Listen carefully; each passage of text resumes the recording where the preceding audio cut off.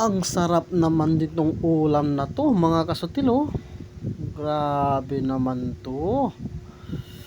Ginataang tilapia ni Kasutil TV.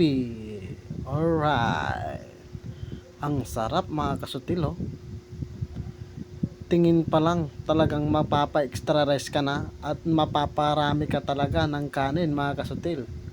Sira ang diet mo. Wow. Masarap ba? Nagustuhan mo ba yung ating content natin ngayon mga kasutil? Gusto mo bang malaman kung paano iluto ito mga kasutil? Kung gusto mong malaman, panoorin mo tong video na ito hanggang sa dulo. Pero bago ang lahat ng yan mga kasutil, happy 94,000 followers mga kasutil. So sana kung nagustuhan mo tong video na to, paki-like, paki-comment at paki-share na rin mga kasutil para ma-meet na natin yung ating 100k followers. So ano pang hinihintay natin mga kasutil?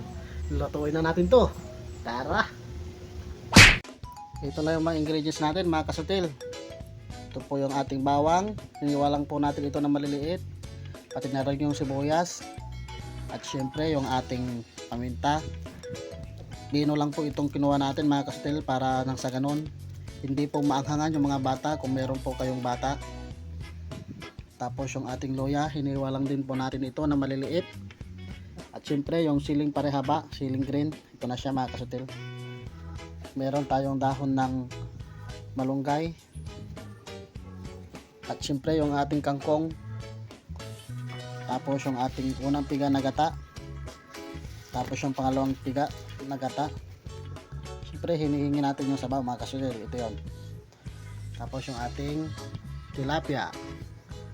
So bukod dyan mga kasutil, gagamit pa po tayo ng asin at mantika.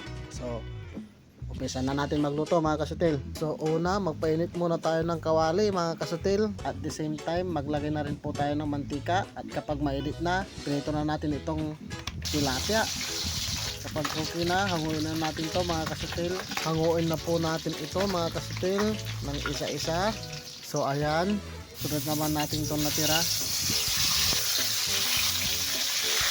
At pagkatapos, baliktarin lang po natin ito mga kasutil. At kapag okay na mga kasutil, hanguin na rin po natin ito. So ngayon, magigisa naman tayo mga kasutil. Una, sibuyas, bawang, at syempre yung ating luya mga kasutil. Igisa lang po natin siya na mabuti. At kapag okay na, pwede na po natin ilagay ang pangalawang piga na gata. Haluin lang po natin ng konti mga kasutil. At hintayin po natin siyang kumulo. At dito sa part na to mga kasutil, kumukulo na po siya. Pwede na po natin ilagay yung ating tilapia. Ilagay na rin po natin lahat mga kasutil. At syempre tatakpan po ulit natin mga kasutil. At kapag kumukulo na mga kasutil, pwede na po natin ilagay yung ating sabaw ng niyog. Tatakpan po ulit natin siya mga kasutil. At kapag kumulo na ulit ito mga kasutil, pwede na po natin ilagay yung ating siling parihaba or siling green. At pagkatapos takpan, pagkalipas ng ilang minuto, pwede na rin po natin ilagay yung ating kangkong at yung ating dahon ng malunggay. At syempre takpan po ulit natin mga kasutil. At dito sa part na to mga kasutil, nakalimutan natin i-play yung ating video. Hindi po natin napindot. So nalagay na pala natin mga kasutil. Yan na lang po ang natira. Alam nyo ba yan kung para kanino yan mga kasutil? Yan ang pinaka-importante. Nong!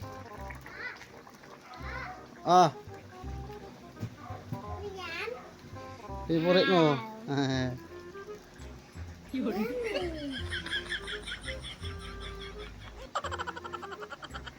Good? Good. So masaya na dyan siya palayaman mga kasutil. Back to cook na tayo mga kasutil.